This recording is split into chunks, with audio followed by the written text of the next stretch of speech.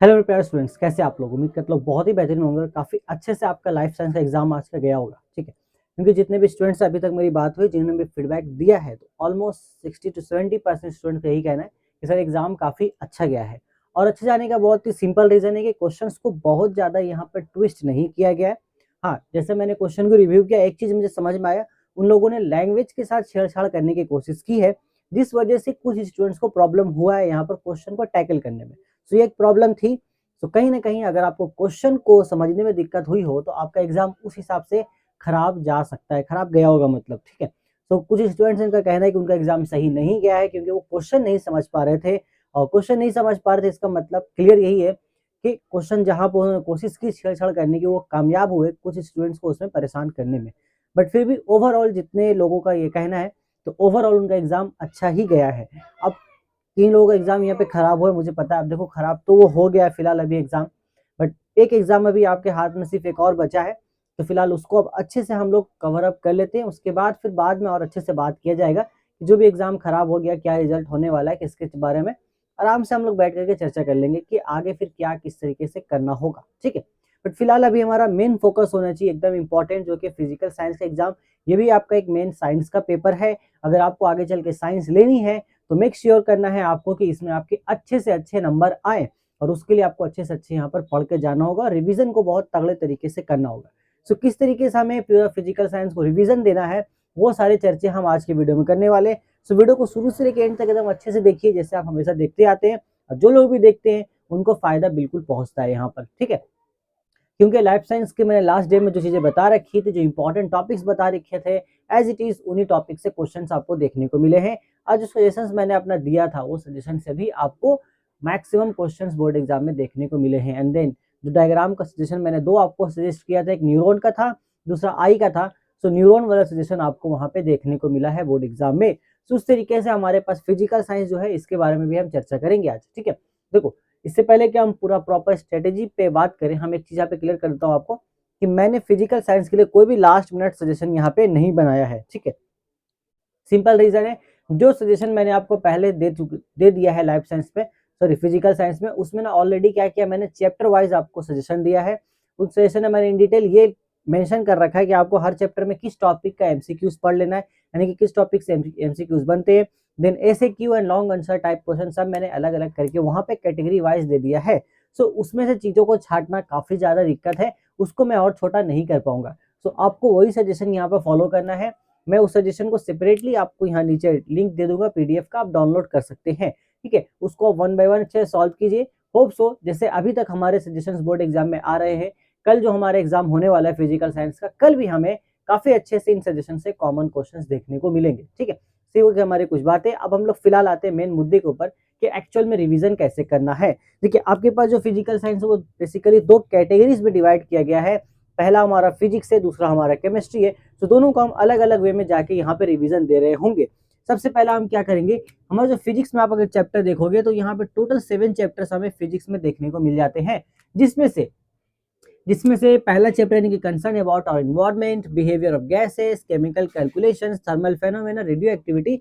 ये 5 ऐसे चैप्टर्स हैं जो कि बहुत ही ज्यादा छोटे हैं, निहायत ही ज्यादा छोटे हैं एंड निहायत ही आसान चैप्टर्स हैं। इसलिए मैंने इनको ऑर्डर के हिसाब से ऊपर में सबसे पहले बैठा रखा है। बाकी जो 2 चैप्टर्स ऐसे हैं जो थोड़े से ऊपर टाइप के हैं, थोड़े से बड़े हैं, जहां से क्वेश्चंस ज्यादा बनते हैं और क्वेश्चंस को वहां से थोड़ा सा ट्विस्ट करने की कोशिश की जाती है, वो चैप्टर हमारे पास है current, electricity and light. Okay, so इन पर हमारा रहेगा मेन नजर, इन पे हम डालेंगे अच्छे से अपनी फोकस, यहाँ पे हमें मेन डाल के रखना है। सबसे पहले देखो, रिवीजन में अगर हम जाएंगे, सबसे पहला मेरा सजेशन होगा कि आप फिजिकल साइंस को रिवाइज करो, काफी अच्छा होता है, बजाबता कि आप केमिस्ट्री पोर्शन में जाओ। ठीक है, ऐसे आपकी मर्जी, अगर आप केमिस्ट्री में ज्यादा कंफर्टेबल हो तो पहले केमिस्ट्री को रिवीजन दे सकते हो, बट मेरे सजेशन के अकॉर्डिंग आपको पहले फिजिकल वाला पोर्शन आराम से निपटा देना चाहिए। क्योंकि जिसमें कंसर्न अबाउट इन्वायरमेंट, इसमें आपको सिर्फ अपना नोट्स पढ़ लेना है, जो नोट्स आपने रेडी कर रखा है वो मोर देन इनफ है, वहां से आपके सारे क्वेश्चंस आ जाने वाले हैं। जो नोट्स मैंने दिया है वहां से भी आप पढ़ लोगे तो वो भी आपका मोर देन इनफ हो जाएगा।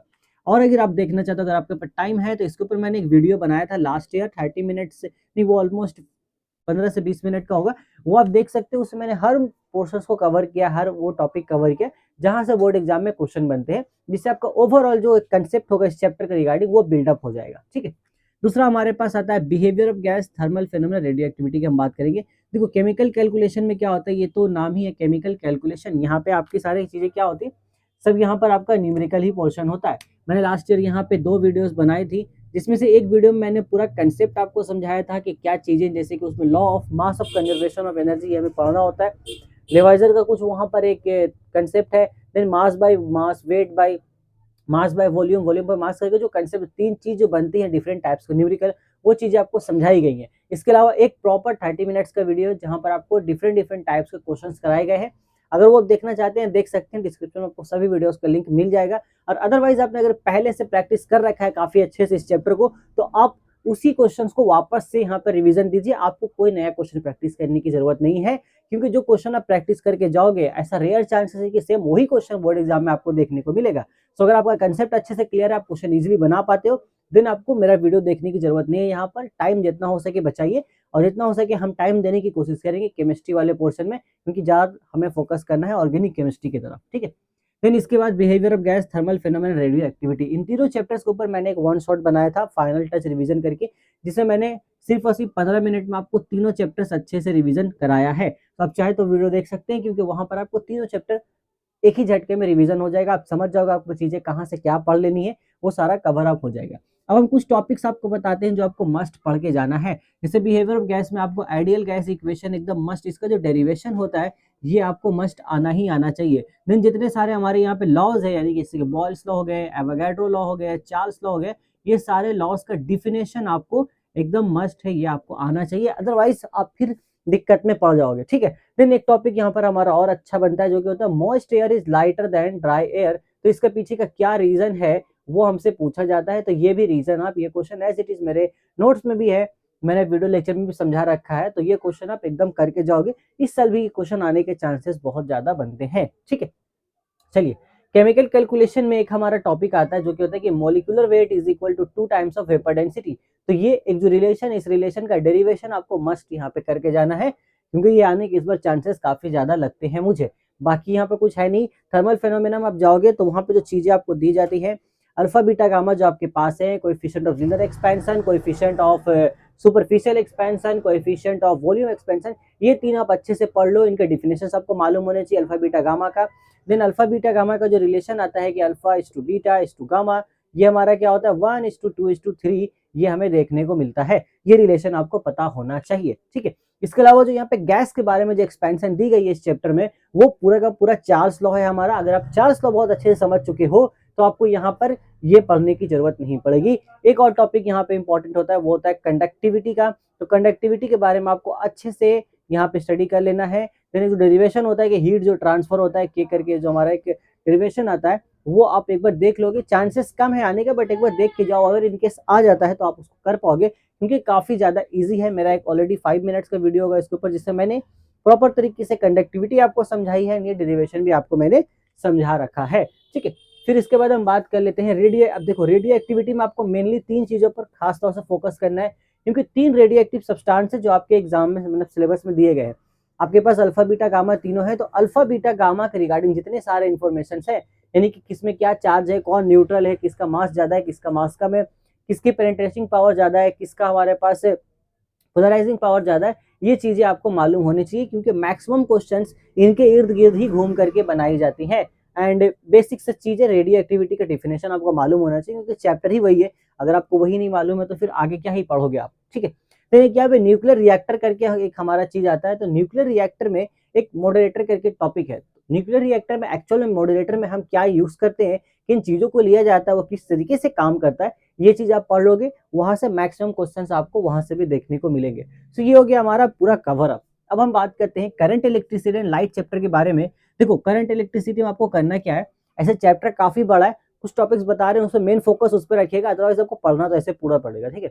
यहाँ पे आपको पढ़ने की जरूरत पूरा है, बट कुछ टॉपिक्स इंपॉर्टेंट है वो देख लेते हैं हम लोग।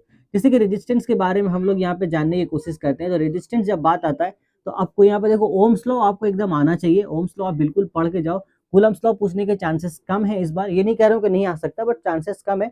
ओम्स लॉ आने के चांसेस ज्यादा है। रेजिस्टेंस पढ़ना है आपको। रेजिस्टेंस में जो आपको सीरीज एंड पैरेलल कॉम्बिनेशन वो आपको पढ़ना है, ठीक है। Then series of parallel combination आप पढ़ लोगे, इसमें कुछ न्यूमेरिकल्स आपको प्रैक्टिस कर लेना है। इसके बाद रेजिस्टेंस का जो डिपेंडेंसी होता है R is equal to rho L by A, इसके ऊपर भी कुछ हमारे न्यूमेरिकल्स बन रहे होते हैं, वो आपको यहाँ पर प्रैक्टिस करके जाना है।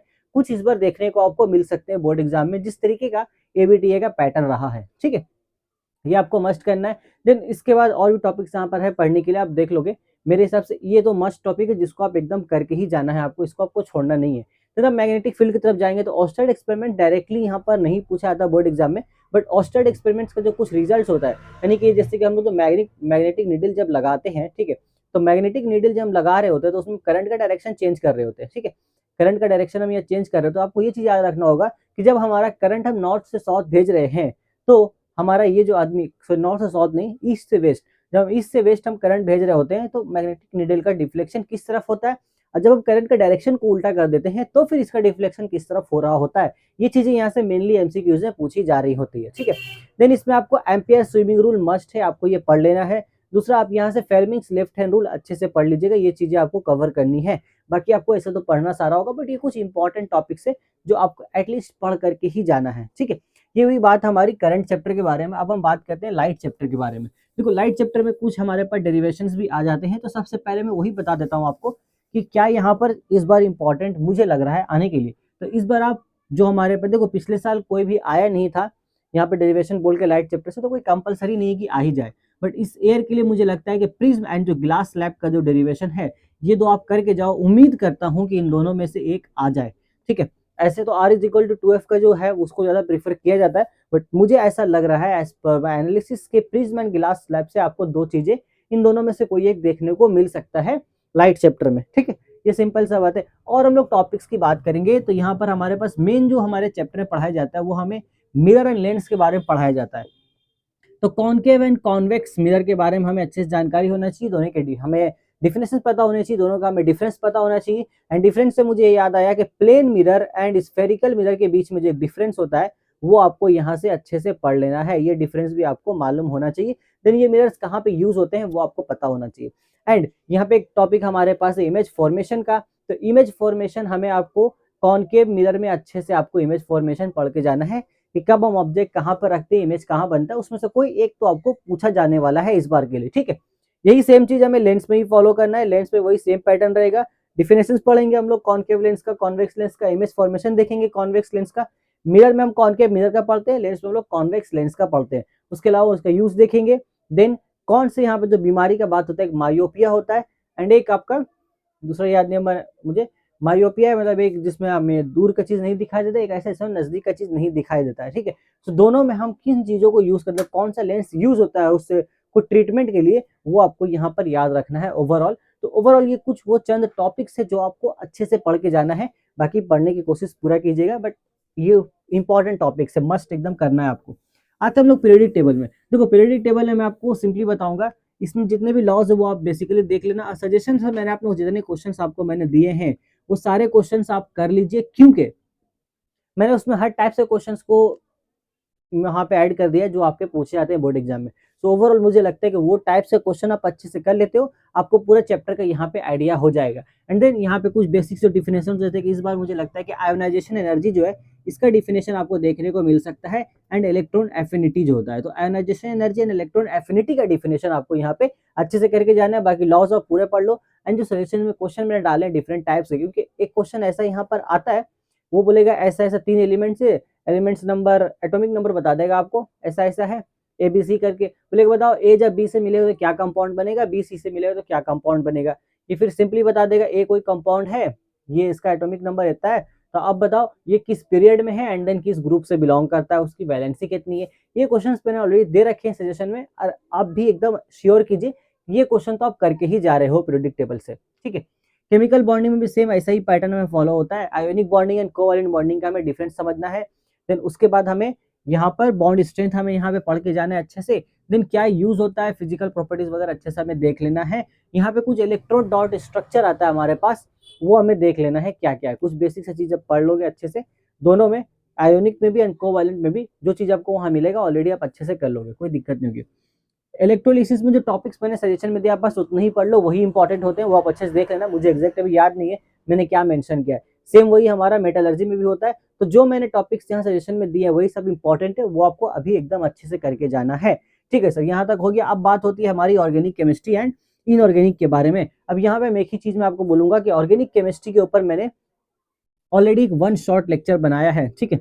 हमारे पास एक वन शॉट लेक्चर ऑलरेडी बना हुआ है, वीडियो का लिंक आपको डिस्क्रिप्शन में मिल जाएगा, आप उसको जाके देखिए। मैं एकदम रिकमेंड करता हूँ, बाकी सब देखो ना देखो कोई दिक्कत नहीं, मैं इसको रिकमेंड, आप जाके उसको बिल्कुल देखिए। उसमें हर एक टॉपिक आपको डिटेल में समझाया हुआ है और वो सारे टॉपिक्स कवर है जहां से क्वेश्चंस बनते हैं, ठीक है। आप उसको देखिए अच्छे से एंड देन उसके बाद जाकर के आप जो मैंने सजेशन आपको दिया है वहां पे सजेशन के जितने सारे क्वेश्चन है वो आपको यहाँ पर सॉल्व कर लेने हैं, ठीक है। तो सिंपल वे रहेगा ऑर्गेनिक इनऑर्गेनिक दोनों के लिए, वन शॉट दोनों में, ये भी आधा घंटा में खत्म, ये भी आधे घंटे में खत्म, मुश्किल से आपको 1 आवर का समय लगेगा दोनों को पूरा तरीके से निपटाने में, ओके।